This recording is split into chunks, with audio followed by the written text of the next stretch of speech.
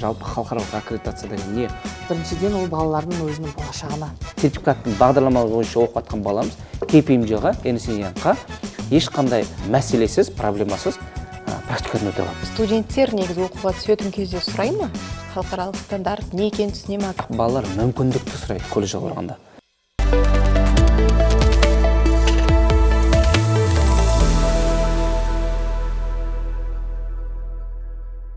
Қайырлы күн, құрметті көрермендер, сіздермен бірге келешекке талаппен подкасты және оның жүргізушісі мен Арайлым Ғазизқызы.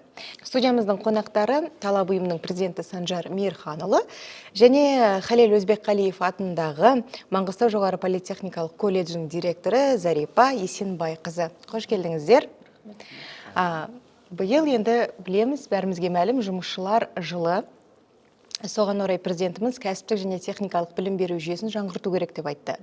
Осы орайда білім беру сапасына жалпы халықаралық аккредитациядан өту, сертификатталу қалай әсер етеді және түлектердің еңбек нарығындағы мүмкіндіктеріне қалай әсер етеді? Осы сұрақтан бастасақ.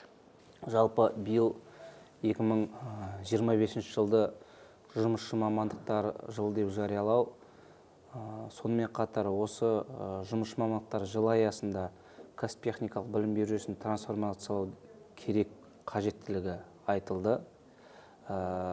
Сол трансформация аясындағы бір бағыт мынау колледждеріміздегі білім беру бағдарламаларына халықаралық салалық аккредитацияны енгізу айтылған. Яғни қазіргі таңда колледждеріміз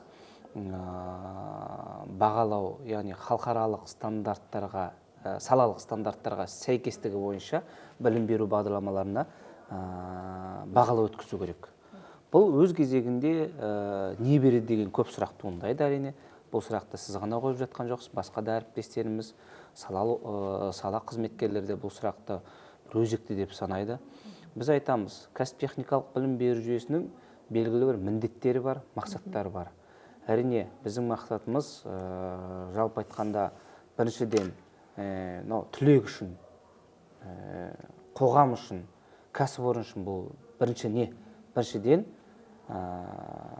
еңбек нарығына сәйкес кадрларды даярлау, талабына сәйкес, яғни оның кәсіби стандарттарына сәйкес. Екінші, біздің түлектеріміз әрі қарай колледждерде оқиды, одан әрі қарай өзінің білімін жалғастырғысы келеді. Сондықтан да жоғарғы оқу орнына дереу түсіп, онда 1-2 жыл оқып, әрі қарайда экономикамызға әсер ететін маман болып шығуына біз септігіміз тигізуіміз керек. Яғни жоғары оқу орнының білім беру бағдарламасы мен кәсіп техникалық білім беру жүйесінің бағдарламасын ұштастыруымыз керек. Яғни траекториясын бірдей қылатын болсақ, ол әрі қарай оқуын жалғастырып кету керек. Бұл жерде енді оқу ағарту министрлігі ғана емес, жоғары оқу министрлігі мен ғылым министрлігімен біріге отырып ол жұмысты жалғастыратын боламыз. Үшіншіден, кәсіп техникалық білім беру жүйесінде біз әрине еңбек нарығына сәйкес кадр даярлаймыз, жоғары оқу орнына кетеді.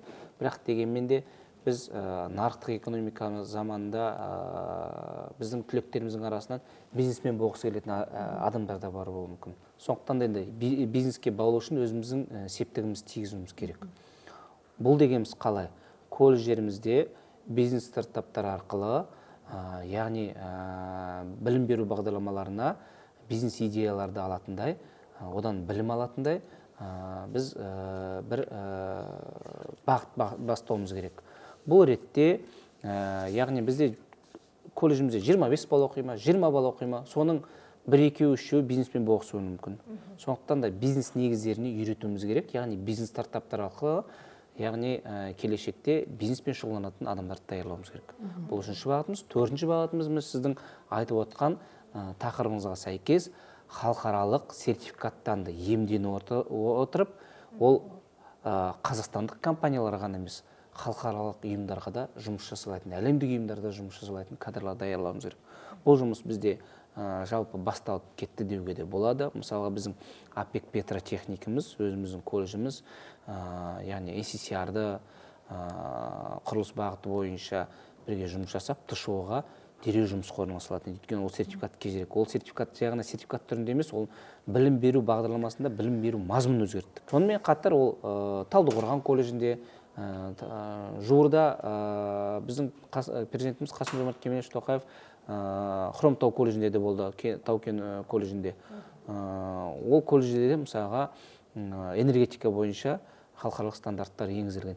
Яғни халықаралық стандарттарды енгізу арқылы біздің кәсіп-техникалық білім беру жүйесі бәсекеге қабілетті екенін көрсету, сонымен қатар әлемдік гармонизацияға дереу даярлау.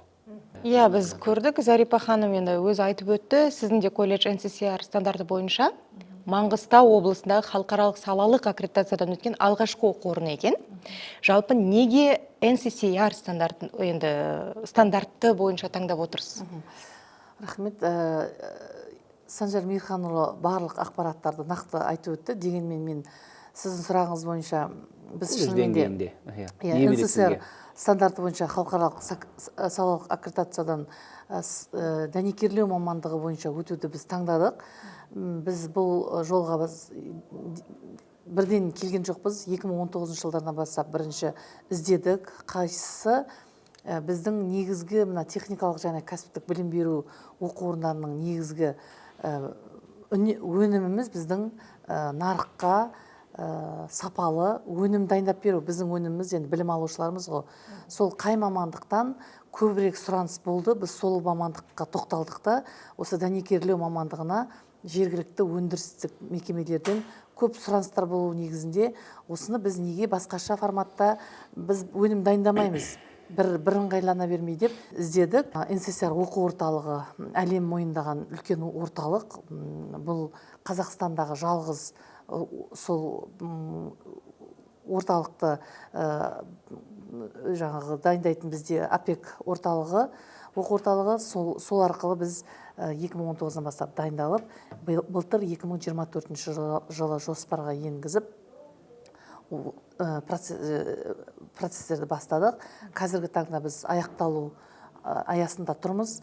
Біз осы NCCR стандарттары бойынша ең бірінші біздің материалдық техникалық базымызды сараптады. Сол NCCR-дың АПЕК орталығының қызметкерлері келіп, ол әлемдік деңгейдегі жасақталған құрылғылар болу керек болды. Біз сол бойынша соларды көрсеттік. Одан кейін біздің оқытушыларымыз оқу керек болды, оны оқытты. Оқығаннан кейін ол оқытушыларымыз сертификацияға экзамендер, тесттер тапсырды және сол тесттерді алды. Яғни біздің осы оқыған, сертификат алған оқытушыларымыз уже бұлар нарықтағы сұранысқа ие маман болып тұр, бұлардың өзі. Себебі егер дәнекерлеу мамандығынан басқа оқу орындары сондай салалық аккредитациядан, халықаралық салалық аккредитациядан өтетін болса, біздің мамандарымыз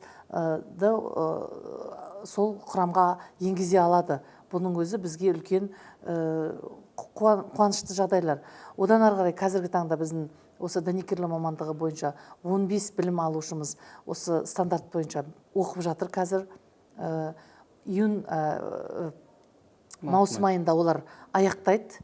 Сол кезде бізге NCCR-дан келіп тест алады. Егер өкілдері келіп, қызметкерлер келіп тест алады. Егер сол тесттен өтеді деп енді дайындап отырмыз ғой. Өтіп сертификат алса, жаңағы Санжар Мейірханович айтқандай, біздің өнімдеріміз онда нарыққа шығады. Яғни Қазақстандағы, тек қана Қазақстандағы шетел мекемелеріне емес, ол шетелдегі мекемелерге де сұранысқа ие болып баруға мүмкіндік алады. Сонда сіздер студентті өнім деп қарайсыздар ма? Өнім деп біз шығарамыз. Себебі нарыққа керекті өнімдер ғой олар шынымен де.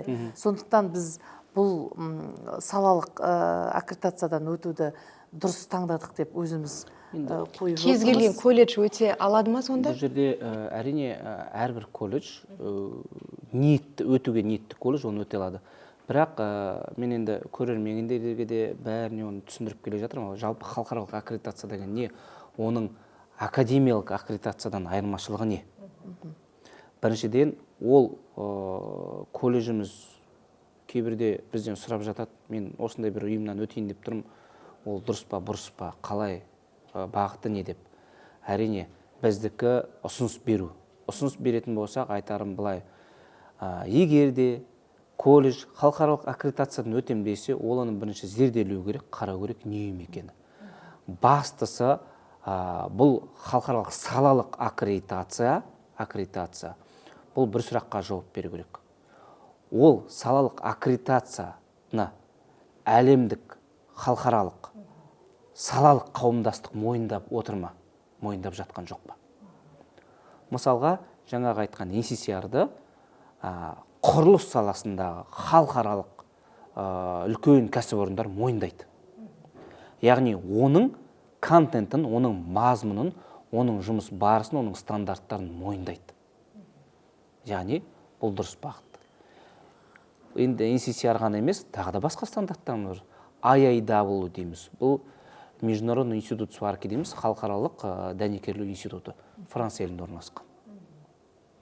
Бұл алғашқысында кезінде Қазақстанда бір 10 жыл бұрын, мысалы Қарағандыда бір жоғары оқу орнының базасында ашылған еді. Бұны неге айтып отырмыз? Мынау біздің Астанадағы индустриальный зонадағы белгілі бір компанияларымыз осы IIW-ның сертификатын алып келсең, жұмысқа дереу қабылдайды. Неге? Ол сертификаттан өту үшін де сен белгілі бір контентті білім аласың. Олардың контенті бойынша, олардың мазмұны бойынша білім аласың.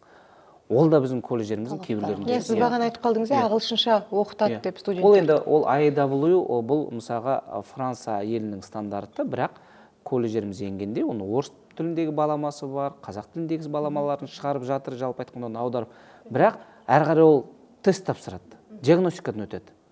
Яғни оны тапсырғанда ол белгілі бір межеден өтіп, өзінің білімін дәлелдесе, яғни сертификат алып.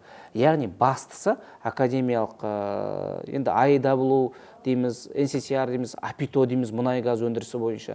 Не болмаса City & Guilds'тың, например, Англияның гильдия работодателей, жұмыс берушілер гильдиясы мойындаған белгілі стандарттар бар. Оның барлығын неге айтып отырмыз? Яғни ол контентті сала мойындау керек. Академиялық сала емес. Мысалға, бізде жоғары оқу орындарында ЭКАР деген белгілі бір сет бар. Ол біздің аккредитациялық органдарымыз бар. Ол сетте тіркелген.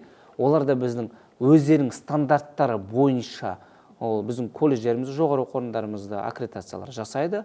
Бірақ біздің айтып отырғанымыз академиялық аккредитация емес, бұл халықаралық салалық аккредитация. Яғни осы сала мойындау керек та, сала мойындау керек. Белгілі бір отырышыл мойындаса, оны біз қабылдаймыз. Сондықтан да ондай аккредитациялық органдар міне біз өткіземіз десе, белгілі бір сала мойындаған осындай ұйымдармен жұмыс жасаса дейміз. Екіншіден, бұл аккредитацияның аясында контент бірге жүреді, мазмұн бірге жүреді. Яғни мысалға мына кісі әріптесімізде осы NCCR бойынша өтуге жұмыс жасап жатырмын деді ғой. Бұл кісі өтетін болса, бұның мазмұнды бірге береді, контентті бірге береді бұл колледжға. Яғни осы саланың осындай талаптары бар, осындай мазмұндары бар дейді. Бұл кісі өзі дәнекерлеудің жаңағы NCCR-ның осы бағытын айтып отырса, енді IIW де бар. Екеуі де дұрыс. Өйткені оларды да халықаралық кәсіби қауымдастық, салалық қауымдастық мойындаған деген сөз. Сонда мысалы ертең біздің колледжіміздің білім алушылары мысалы шетелдің бір мекемесіне барады ма, олар уже біздің колледжді мойындайды, жаңа барып тұрған мекеме.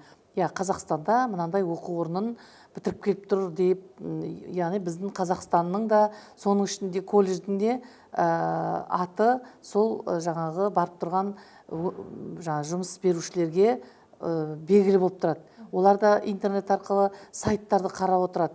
Мысалы, білмеймін, басқа колледж қалай апарып атаған, мысалы біздің колледж солай апарса, біз мойындайтынына сенімдіміз.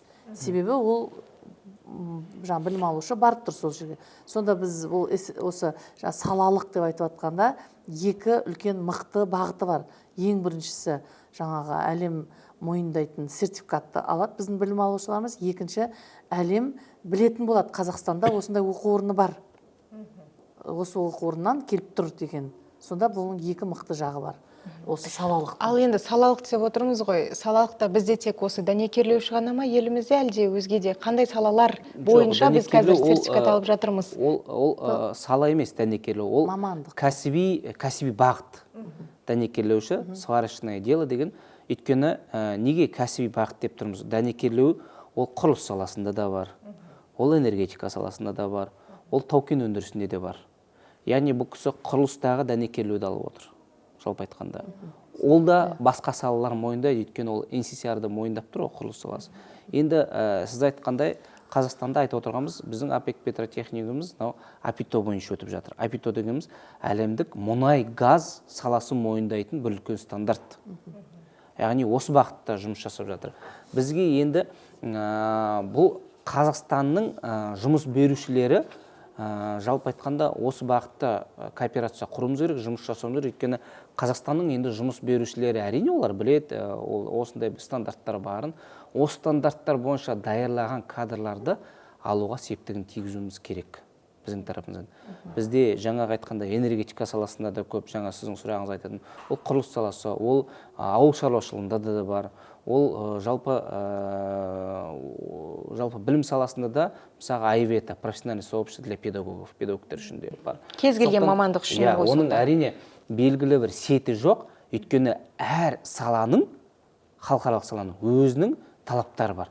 Сондықтан бір жүйеге оны біріктіре алмаймыз, бүкіл саланың барлығын. Оның әрбірі жеке-жеке бір бағыт болып, жеке-жеке бір түйін болып жұмыс жасап жатыр. Сондықтан да кейбір колледждеріміздің түсінбей жататын қиындықтары сода, өйткені белгілі бір сетте тұрса, сол мысалға еуропалық сетте тұр дейміз, азиялық сетте тұратын болса, ол дереу өтуге бір септігін тигізетін еді. Бірақ біз айтып отырғанымыз, біздің жалпы жаңа 4 бағытты айтудағы бір үлкен астары жатыр да айтудағы. Неліктен оны айтып отырмын? Біз жұмыс берушінің талабына сәйкес кадрларды даярлауымыз керек дедіміз. Яғни жұмыс берушілеріміз бұл белгілі бір саланың өкілі. Сондықтан да осы саланың үлкен бір қағидаты, талабы бар. Осы бағытта жұмыс жасаймыз. Ал ол түсінікті, енді колледждер сол бағытта жұмыс жасайды, ал студенттер оны түсініп жатыр ма? Мысалы, қандай мүмкіндік екенін? Біз кешегі оқып жатырған 15 баланы басында бастамас бұрын бірінші шақырып сөйлестік, түсінік жұмыстар жүргізілді, ата-аналармен сөйлестік. Ертең сіздің балаңыз бітірген уақытта осындай алып шығатын болады. Сонда сіз ешкімге жалтақтамайсыз, балаңыз мықты тек қана теория емес, практикасында мықты меңгеріп шықса, оның ішінде жаңағы тілін қосып меңгеріп шықса, балаңыз міндетті түрде жұмыссыз қалмайды деп түсінік жұмыстарын жүргізіп барып, балалардың қызығушылығын солай біз ояттық. Енді әрине қазір балалардың көбісі жаңа жұмысшы мамандықтардан көп қашады ғой, енді көбіне көп институтқа қашады. Ал мына дәнекерлеу мамандығына деген қызығушылықты біз солай қызықтырамыз. Міне бізде осындай болып жатыр. Маңғыстауда соның ішінде біздің колледжімізде осындай дүниелер жүргізіліп жатыр. Соған байланысты ата-аналар сіздердің де қолдауларыңыз керек деген сияқты түсіндіріліп барып, әрине балалар қазір түсінді, өздері график бойынша кешікпейді. Біріншіден тәртіп, мысалы сағат 9-дан 12-ге шейін бір подгруппа дайындалады. 15 баланы біз 3-ке бөліп тастадық та. Сағат 2-ден 4-ке дейін бір подгруппа, 4-тен жаңа 8-ге дейін бір подгруппа деп сөйтіп 5-5-тен бөліп, солай сапалы дайындауға жұмысты жүргізіп жатырмыз. Енді әрине алып шығып жатырса біз міндетті түрде оны мақтанып айтатын боламыз. Біріншіден ол балалардың өзінің болашағына. Екіншіден біздің жұмысқа орналасу проценттерімізді көбейтуге. Үшіншіден әрине Қазақстанда жайлап жұмыссыздық жоюдың бір жолдары болып. Бұл жерде тағы қосып кететініміз бар. Жаңа сіз айтып түсініп жатыр ма, түсініп жатқан жоқпыз ба деп. Мысалға осы жақын арада ғана ECC деген үлкен финанс және аудит бағытындағы үлкен салалық аккредитация бар. Салалық. Соны біздің Жамбылдың жоғарғы инновациялық колледж өтті. Соның сертификатын алды аудит бойынша. Міне біз өттік деген сияқты. Мен сол колледжға барғанда сұраймын, сіздерге не қажеттілігі бар осының? Не үшін өтіп жатсыздар? Бала қандай көмек көрсетеді деп ойлайсыздар деп. Сонда айтқаны жоқ, біз бәсекеге қабілетті болғымыз келеді. Колледж өзі айтады, біз бәсекеге қабілетті болғымыз келеді. Неліктен? Өйткені ол бәсекеге қабілетті болу деген сөз басқа колледждерменен бәсекеге түсіп, өзін жақсы кадрлар даярлауына септігін тигізу. Яғни бала да көреді, халықаралық стандарттар енгізілген екен осында. Қалай? Сосын жаңағы балаларда сол халықаралық стандарттар бойынша оқиды. Мен енді ECC дегеніңіз байғарсыңыз финанс және аудит бойынша бағытталған ғой. Мен сұраймын, сіздерге не береді ол? Сіздер жай колледжсіздер ғой. Қайтесіздер сіздер? Жоғары оқу орындарының өзі көбісі өткен жоқ. Енді 6-7 колледж ECC бойынша өткен екен да. Енді сіз жоғары оқу орны, яғни. Ал колледждерден ол кісілер бірінші рет өтіп тұр. Бұл не береді десем, олар жұмысқа орналасуды айтып тұрған жоқ. Бұл айтады, менің балаларым дейді, практикаға мынау қазір Big Four деген бір ұғым бар, яғни әлемдік алпауыт консалтингтік компанияларымыз бар, аудит жүргізетін. Ernst & Young, KPMG деген. Олар айтады, біздің балаларымыз сол жерге барып практика өтсе дейміз дейді. Яғни анау сертификаты бар балалар, сертификаттың бағдарлама бойынша оқып жатқан балаларымыз KPMG-ға, Ernst & Young-ға ешқандай мәселесіз, проблемасыз практикадан өте алады. Ол жерін практикадан өту, жұмысқа тұрмақ тұр, практикадан өтетін болса, яғни ол қаншама дағды алып шығатын, қаншама практика алып шығатын біліп тұр, мүмкіндіктері бар да, ол мүмкіндіктері ашылатынын көрсетіп жатыр да, балаға мүмкіндік ашып беріп жатырмыз дейді. Яғни ECC-ді өту арқылы финанс және аудит бойынша бір үлкен серпіліс беріп отыр, колледжде алғашқы рет өтіп жатыр. Мен ойлаймын, Жамбыл инновациялық колледжінде де бір осы аудит бойынша алған сертификат аккредитациялары балаға да үлкен мүмкіндік береді. Келешекте осы Big Four-ларда, осы компанияларда, аудит консалтинг компанияларда әлемдік өзінің біліммен, білгірлігімен жұмыс жасайтын біздің қазақстандық қызметкерлерде болады деген сөз. Ал жалпы студенттер негізі оқуға түсетін кезде сұрай ма? Халықаралық стандарт не екенін түсіне ме, аккредитациядан өткен, өтпеген деген сияқты. Жалпы бізде ондайларды шын айту сұрамайды, даже ата-аналар да сұрамайды, бірақ біз өзіміз міндетті түрде айтамыз. Профориентациялар жүргіземіз, ол не үшін керек, ол қандай сізге мүмкіндік береді, балаңыз қандай оқу орнын таңдап жатқанын, не үшін таңдап жатқанын білсін. Жаңағы біздер НССР-ді таңдағандай сияқты, мысалға әлемде көп ондай орталықтар, жаңағы халықаралық аккредитациядан өткізетін. Бірақ именно мысалы НССР-ді біз не үшін таңдадық? Сондай сияқты ата-анаға да біз мектептерге барған уақыттарда міндетті түрде сондай түсініктерді қалыптастырамыз.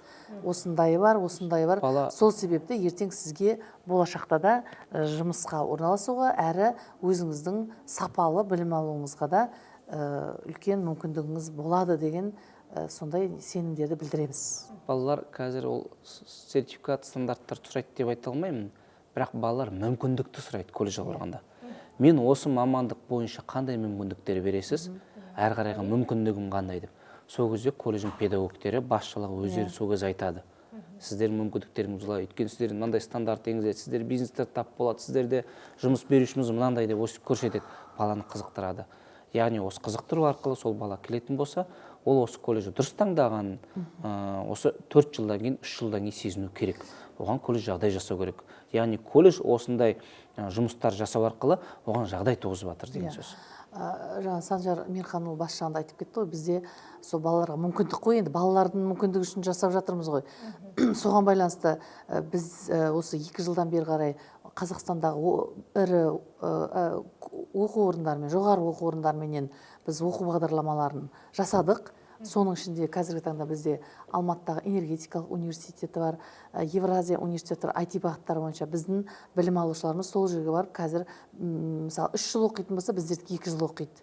Сондай мүмкіндік жасап қойдық та. Себебі түсіп жатқан кезде сразу айтамыз. Сіз мына жерде 2 жыл, 3 жыл оқисыз, немесе 1 жыл 10 ай оқисыз, немесе 2 жыл 10 ай оқисыз, содан кейін барып институтқа барып 1 жыл оқисыз. Прикладной бакалаврларды 1 жыл оқитын қылып біз оқу бағдарламаларын жасап жатырмыз да.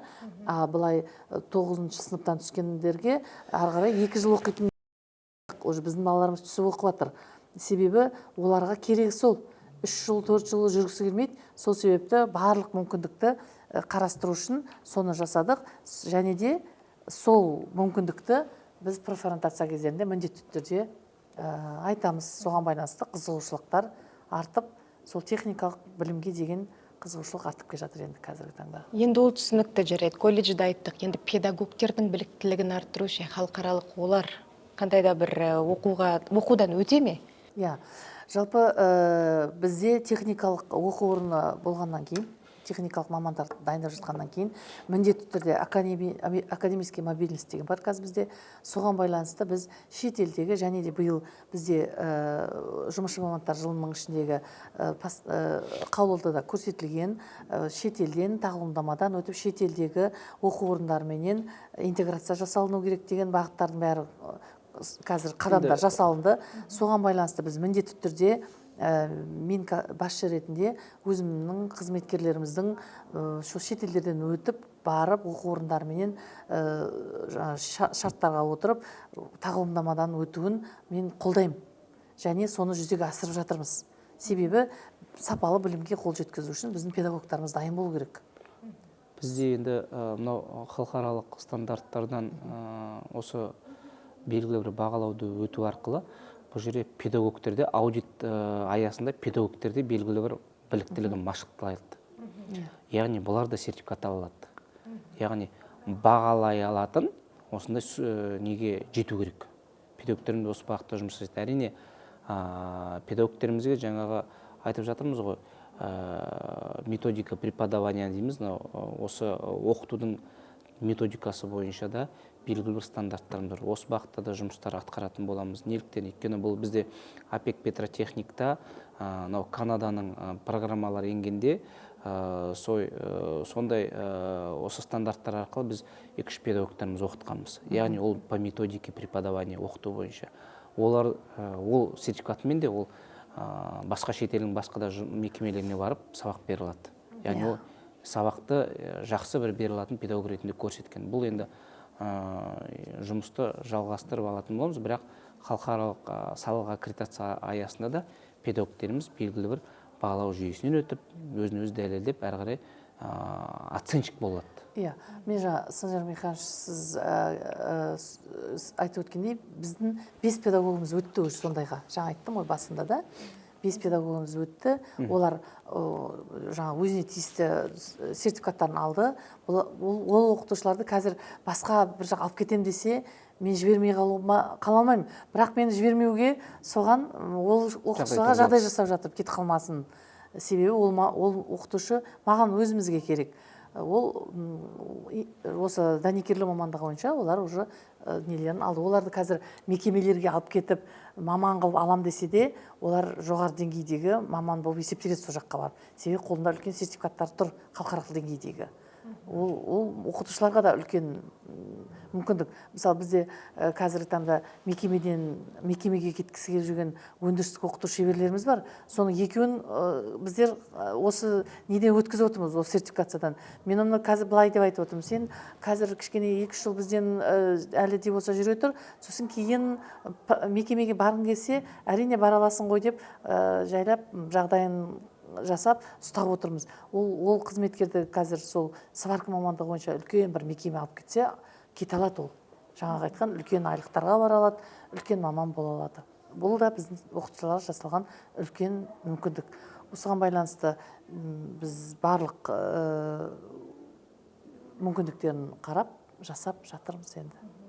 Сонда қорытынды енді ойларыңызды айтсаңыздар, жалпы сертификаттау туралы, аккредитация туралы кімдерге не үшін қажет деп түсіндіріп өттік, десе де біздің көрермендерге не айтасыздар? Біз енді ойлаймыз, осы сертификацияның өтуі, халықаралық аккредитацияның, салалық аккредитацияның өтуі, бағалау жүйесінен өтуі, бұл колледждің әрі қарай бәсекеге қабілеттілігін арттыруға бағытталған үлкен жұмыс деп ойлаймыз.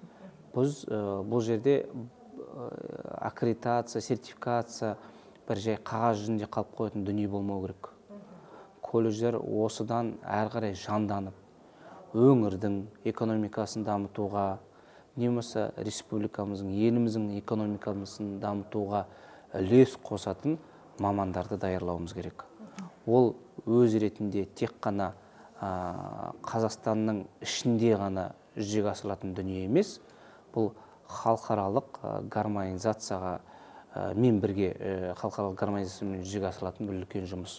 Сондықтан да бұл үлкен мүмкіндіктер, үлкен жалпы айтқанда бағдардың бір оңтайлы бағдардың бір шешімін табатын жалпы айтқанда жұмыстар деп ойлаймыз.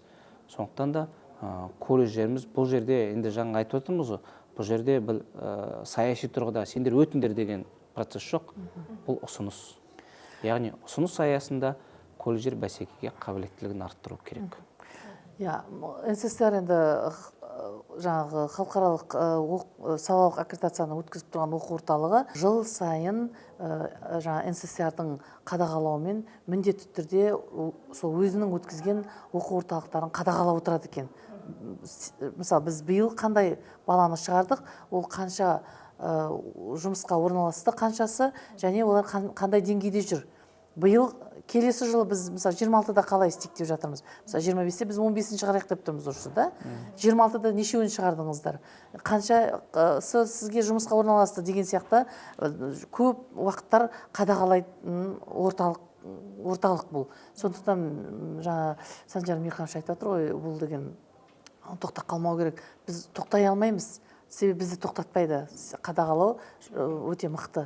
Сондықтан әлде де болса бұл жұмысты біз жаңа бәсекеге қабілетті оқу орны ретінде жандандырамыз деп, әрине әріптестеріммен бірге жандандырамын деген ойымды мен тұжырымдағым келеді. Сондай-ақ мен өзім осы Санжар Мирханұлына және осы талап ұйымына сізбен сұхбатқа келгеніме өте қуанышты екенімді айтамын, және шақырғандарыңыз үшін рахметімді айтамын. Сізге рахмет алыстан келген. Соны мақтаудан.